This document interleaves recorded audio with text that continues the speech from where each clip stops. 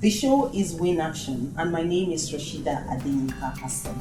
As the name suggests, Win Action is a program where we will be celebrating the winner actions that women, ordinary women in our community, in our society, women that both you and I meet every day on the streets, the actions that they have taken that have had extraordinary impact in their own life, the life of people around them, and within their community. And today on the show, I've got one of such women. You're going to meet her, and I'm sure by the time we finish in this section of the program, you're going to agree with me that this is a woman that is worth emulating, and you will find something to learn from her.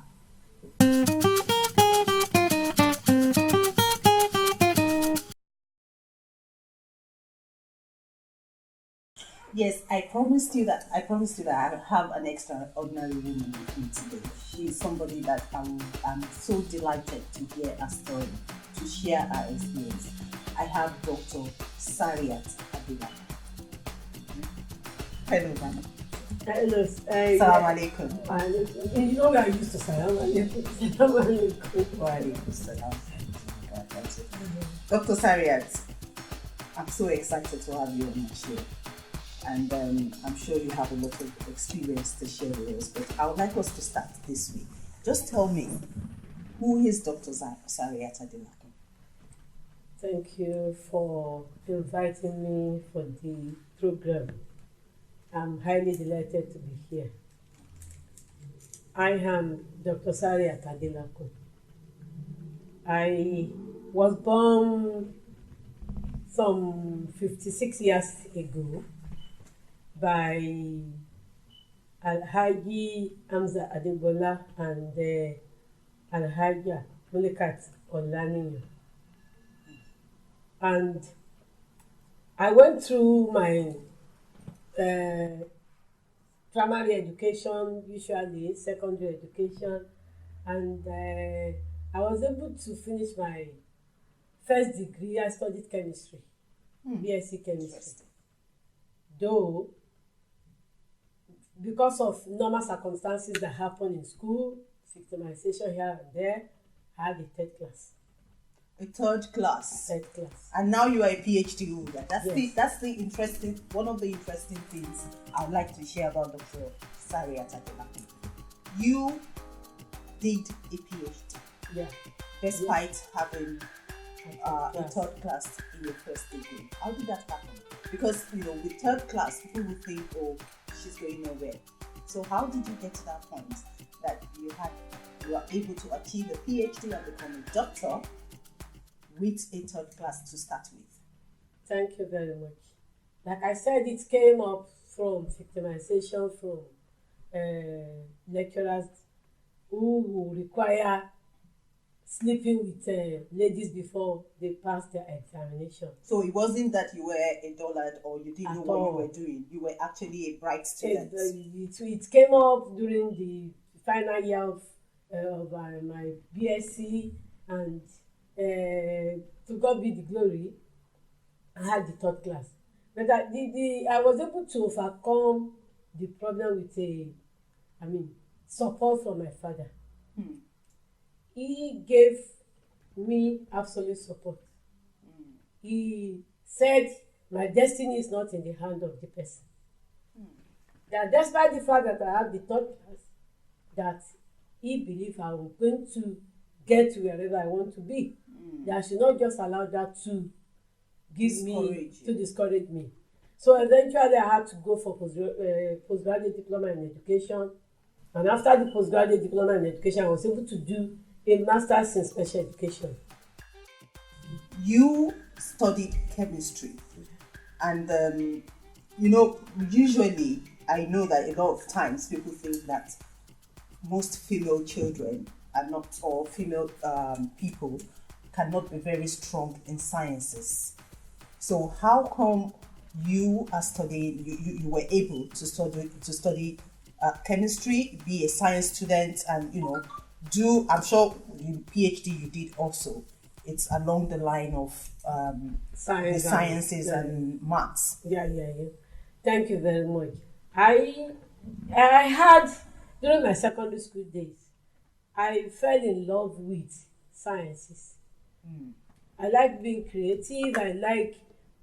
Having to interact with physical things, being able to. I could remember a day in the laboratory.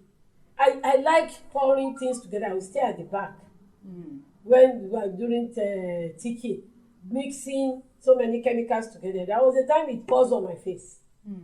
I quickly ran out and washed my face. I fell in love with sciences from my little when I was a little girl. And it is people feel women, or girls will not be able to do sciences. It's an erroneous belief.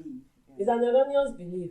Initially, I intended being a medical doctor. After my first JAMB, when I wasn't giving JAMB is joint matriculation examination in Nigeria. When I was unable to score enough to get admission into medicine, so that was why I changed by the following year, because I was desperate to go to the university that year. That was when I changed to chemistry. And eventually, from that time, initially I want to work in the company. But like you said, I remember when I finished, my father took me to a 7-Up bottling company. We got there. I think he was already promised that I would be given a job. I would be given a job. But by the time we got there and they saw me, a lady, the man said, no, we have stopped taking ladies in our quality control unit. Very sorry indeed. They are lost, I would say. So it was because I was a lady. That was when I didn't get to work in 7-Up bottling company. Wow. So later I decided to go into education. That was why I did postgraduate diploma. Yeah, and now education. talking about the education, and that's another thing that you were going to talk about, your PhD and all that. You did a PhD in what now?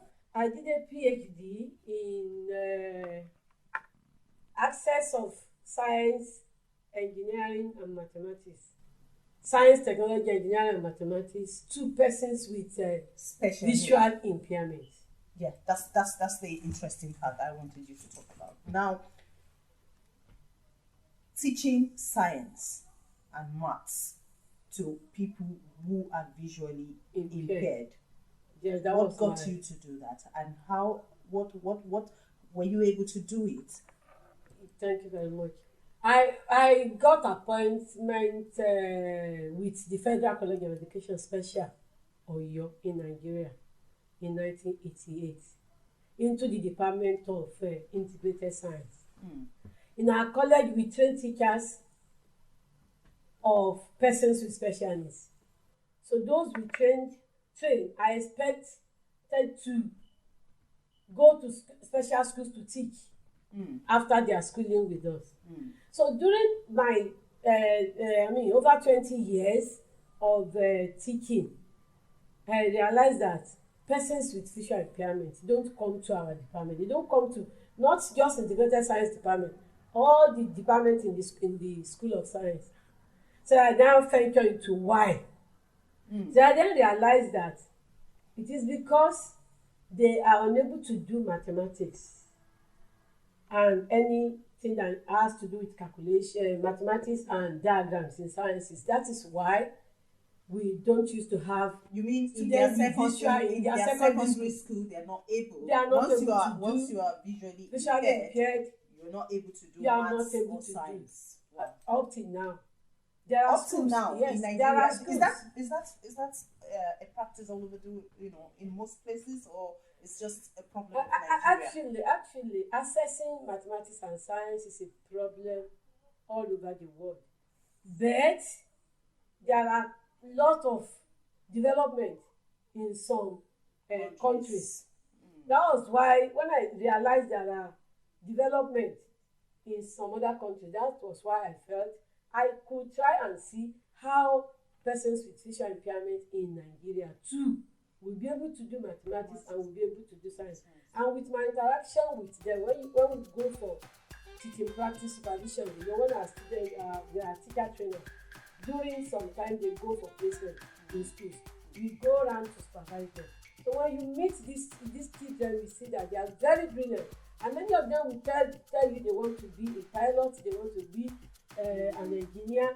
But they are already discriminated against. They are already discriminated because once mathematics teacher comes in some school, so how far were you able to go with that intervention?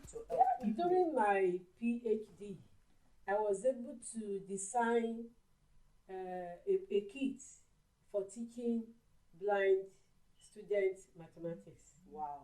And I was able to design tactile diagrams. Tactile diagrams mean they are going to use their hand to read the diagrams. Instead of reading it on the screen, they use their hand to perceive the diagram. There's so many tactile diagrams before. But because in Nigeria, not only in Nigeria, mathematics, I realized that why the problem existed was because the teachers teaching mathematics and science are mostly sighted. And there are people who don't know anything about special education. They don't know anything about visual impairment education. Not to talk of knowing how to teach the visually impaired children science. But so I now decided to combine print and braille labels on my design, so that the teacher that is sighted will be able to read the print, and the children that is blind will be able to read the braille. I realized there is a particular equipment that can make them able to do all practicals. Wow. So I now took what I designed with that particular equipment. I took them to Nigeria, to some schools, to evaluate. So how much of it has been in fact, taken up by the Nigerian in Nigeria? What happened was that I felt if I have to leave everything to government, before the government gets to acquire it or possibly see that it is possible, we have to overcome attitudinal problems. Teachers should first know that this thing is possible. We have to give these things to students. We have to develop confidence in the students to be able to see that they can do this thing. So now, if we want to leave it to government alone, it might take time.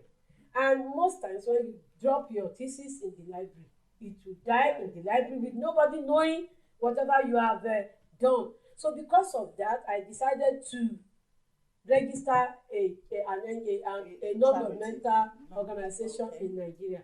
So I learned it as Science and Technology for Nigeria Persons with Special Needs Initiative.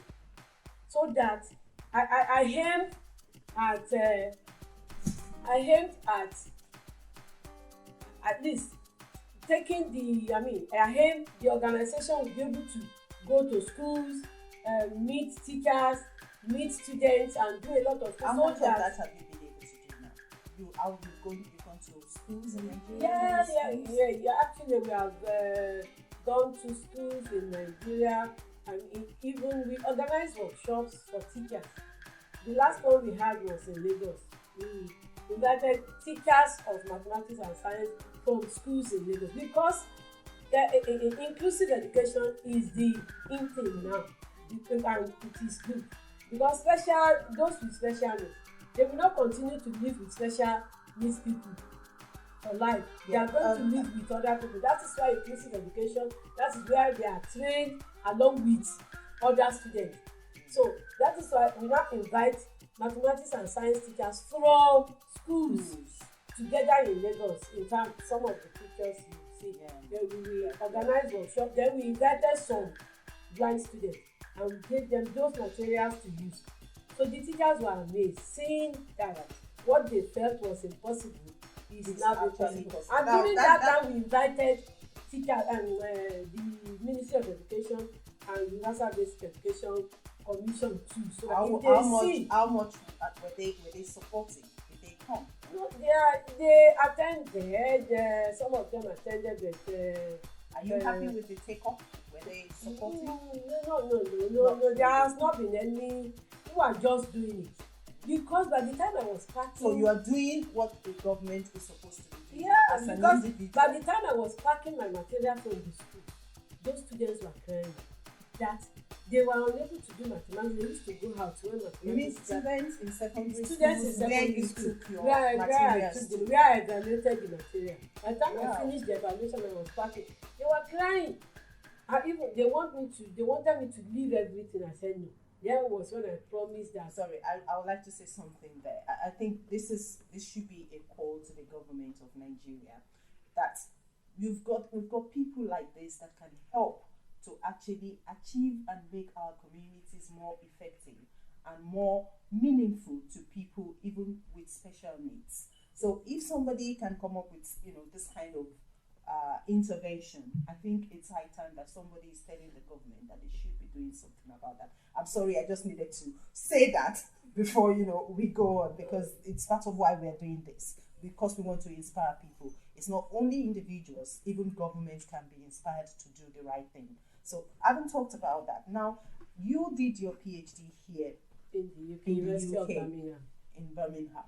Now, you said to me that you started an NGO, a charity, even here in the UK, because you could see there was a need. Yes. Because when we talk about such things, we normally assume that it is in developing countries that you have such problems and that they are not being, no intervention is being put in place to address them. Are you saying that even here in UK, you were able to identify that people with special needs have the same kind of problem or the same kind of needs? Yes, I think I mentioned the other time that in practicing inclusive education is good, whereby persons with special needs, this time around, persons with visual impairment, attend schools that are close to their houses, are being taught with the other students.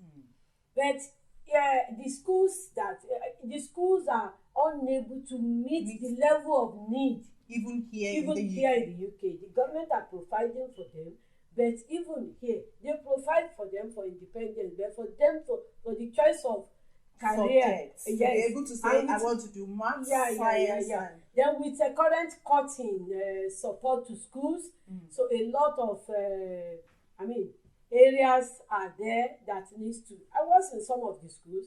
They have some equipment, they have some talking devices, but those devices still they are not as effective. They are not as effective as to what is expected. That's so why what you're doing here now, what specifically are you doing here in the UK in that regards? Yes, we register a charity and we call it Science and Technology for Persons with Special Needs Initiative. Science and Technology for Persons with Special Needs. And how far is that going? We actually we have a program on 12th of November. It's a day program. We want to bring persons with visual impairment all around England and Wales together, and we'll bring models. Those I know someone who has a PhD in chemistry and is blind from age 6. Wow! So we'll bring those people there with materials, and the students will be able to interact with those materials. We hope at the end of the day, they will develop enough confidence. So when they get back to school, they will be ready to, they will believe in themselves that they can do. And when they get back to school, with their encouragement, with their readiness to do, the teachers in school we want to support them. That is one of our programs. Then the second one is that we are hoping to have an accessible laboratory. Is there a personal reason why you're doing this? The reason would be my wanting to help. I know from I learned this from my father. You always want to help. You always want to help. I learned it from my father, and that is why I am the firstborn of the family, and I thank God I was the one that trained all my siblings. They are not just one, up to 7 or 8 of them. Wow. Up to university, I trained all of them. Mm. And sometimes, well, I had a school back in Nigeria, and I partner with some people to establish schools. In these schools, we integrate those with special needs in our schools. So what kind of satisfaction do you get from doing this? The satisfaction I get from it is, my whole life, I like to work towards getting the pleasure of Allah. That's good. I think that is just the summary. For the pleasure of Allah. And with that, we've come to the end of the interview segment, and I hope you've seen what I've said about my guest. She is quite extraordinary. She's not just an ordinary woman. She's a woman that is making a very, I won't say a very, she's making important impact within the community, within our immediate environment. And she has not just limited herself to our local community or our immediate environment. She's even going international. She not only do something in Nigeria, she's here in the UK also doing something. And with that, we'll take a very short break and we'll be back for our next segment. You don't want to miss it. It's a very important segment of this show.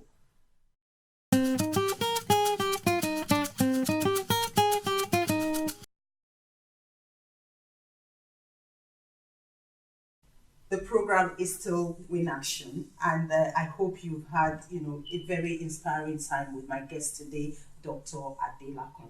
And just like I promised you, this segment you don't want to miss, because it is what will prepare us for the next show, and I'm sure you will be looking out for that next episode. And this segment I've called Peg Your Achievement on the Win Action Achievement Board. So, Dr. Adelakun, you are here with me now, and you've seen my board, the Win Action Achievement Board, because this program is about inspiring people. It's about helping us all to identify, the things we can do to make ourselves better people. Now, we've talked about all the things you've done. We've talked about, we were not able to look at your challenges very well. So the Peg Your Achievements, it's called Peg Your Achievements. I want you, in your own words, it could be either a word or a phrase, to write on this paper for me. Yeah? What would you describe as the pain that you had to go through in achieving whatever it is that you have achieved today that we are talking about and is making a difference? So maybe I'll just give you 1 minute to do that.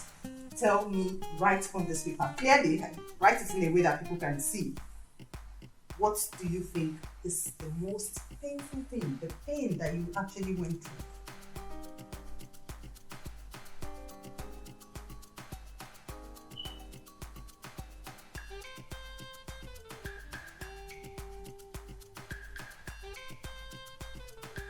Can you write it? Can you make it very big?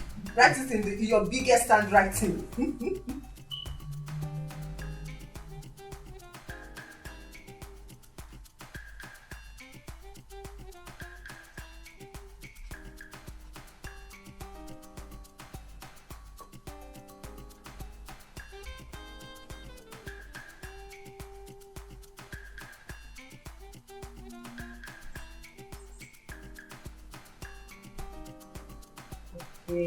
It's more than a phrase, but it's okay. It said, getting my husband approval all the time.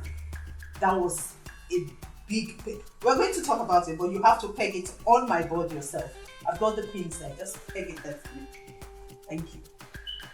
We'll talk about it, briefly. And then, yes, now you've achieved all these things. You must have been empowered in a way to do it. Just tell me, what is that thing that, what you call as your empowerment, that thing that has really given you the strength and ability to do what you're doing?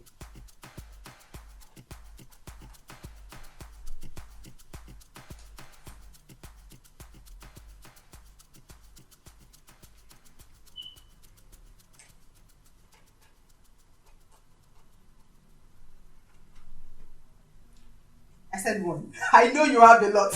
I want one.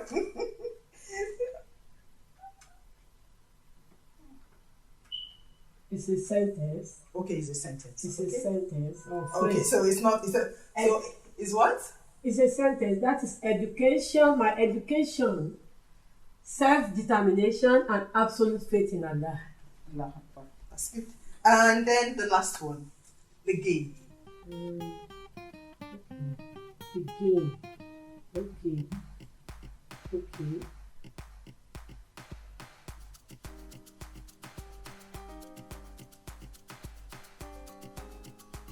I master everything I do. I think I'm going to start charging people when they write more than I've asked them to. This one, I have to remove this. I master everything I do. That everything I do it to perfection. And that's that when you do so many things, people will say, jack of all trades, master of none. For me, by the grace of Allah, it's been everything I do, I always have mastered. That's good. I like the confidence with which you say that, and that is what I want for every woman, and that's why we're doing this. Now, you talked about getting your husband's approval in a very, just how was that for you? How painful was that? Actually, culturally, men sometimes don't want their wives to, with a fear of if she's able to, if she's financially okay and I'm not be able to control her, she may grow out she may grow weak. So most of the time, to get approval, and alhamdulillah, I always say get approval for all the things eventually. Although it is after a lot of perseverance, begging, and alhamdulillah, it has never taken me away from all the duties, the old duties that I'm supposed to do. And then you said education and self-determination. Yeah, that is the level of education. It is good. You have a PhD, so I can understand that. It is good to be educated. I do a lot of things. I like learning. So but when you are educated and self-determination, I mentioned something to you privately that I believe in. By the grace of God, achieving everything I want to achieve. Whatever obstacles on my way, I will punch it if it requires punching. If it requires kicking, I will kick. If it requires jumping, I will jump. After having applied the determination, boom, if eventually, if I didn't get there, that's when I will believe this is destiny. But education, self-determination, while I do all the punching and believe it's only what God wants you to be able to do that I will do. So I keep my absolute faith in Allah. Strong. And then the last one. Strong.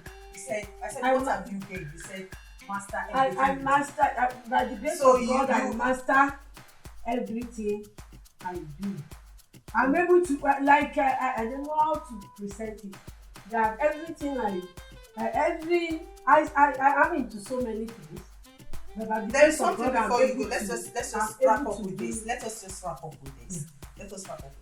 Although I know we should have talked about it earlier on, but I just want you to talk about it briefly. And that's the braille for reading the Quran. Is that what's that about? Just briefly.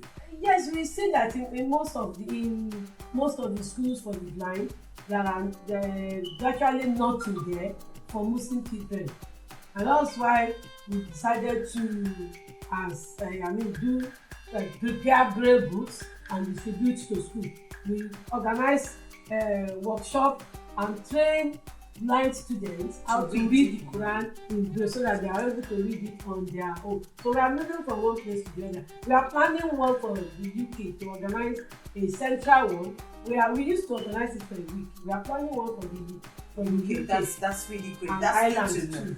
That's really good to know. Thank you very much, Dr. Adelakun. I was really very, very inspired by you. Thank you I for hope that me. you keep doing great, you keep doing well. Thank you very much. Now, and that is it for today. And I do hope that we've been able.